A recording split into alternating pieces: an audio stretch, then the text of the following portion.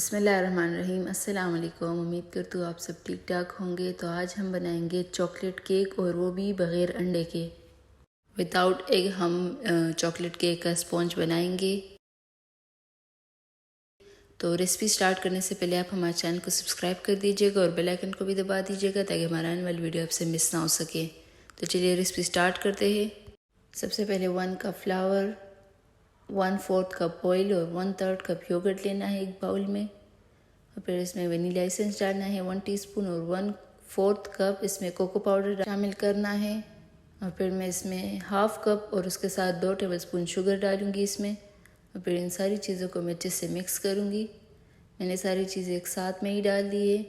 इसमें जो मैंने ये योगर्ट शामिल किया है दही, तो ये अंडे का नमल बदल है। आप चाहे तो आप इसकी जगह 2 अंडे भी ले सकते हैं, या अगर आपके पास अंडे मौजूद नहीं है तो आप इसी तरह से योगर्ट ले लें। और अब मैंने इसमें मिल्क शामिल कर लेना है ताकि इसकी कंसिस्टेंसी ठीक हो जाए।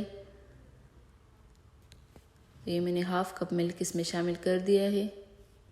और अब इसको अच्छे से मिक्स करूँगी ताकि इसमें कोई लम्स ना रहे। सारी चीज़ें मैंने इसी तरह से एक साथ डाल दी है। और जब तक मैं मिक्स हो रहा है, आप जल्दी से हमारे चैनल को सब्सक्राइब कर दीजिएगा अगर अभी तक नहीं किया हो तो।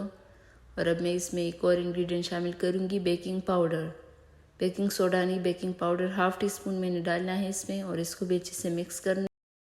इसको तब तक मिक्स करना है जब तक इसमें कोई लम्स ना रहे और इसका टेक्सचर जो है वो बहुत स्मूथ सा बन जाए।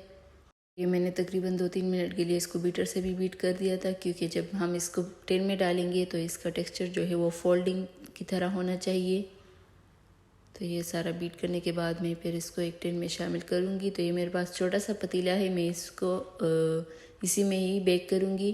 तो मैंने ये मैदे से डस्ट कर लिया है। और अब मैं इसमें सारा जो बैटर है वो शामिल कर दूँगी। और इसको अब मैं 35 to 30 मिनट के लिए 180 डिग्री पर बेक करूँगी ओवन में। 5 मिनट में ये बहुत अच्छे से तैयार होकर आ जाता है। तो ये आप देख सकते हैं, ये 35 मिनट के बाद मैंने इसको निकाल दिया था। और फिर मैंने जिस तरह पतीले को उल्टा किया तो वो अच्छे से निकल गया था।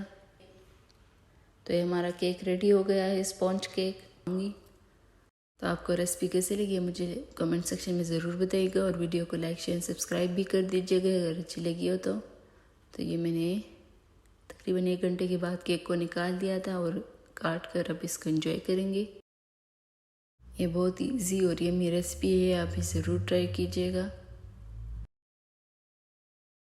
तो मिलूँगी आपसे नेक्स्ट वीडियो में, तब तक के लिए अल्लाह हाफिज़।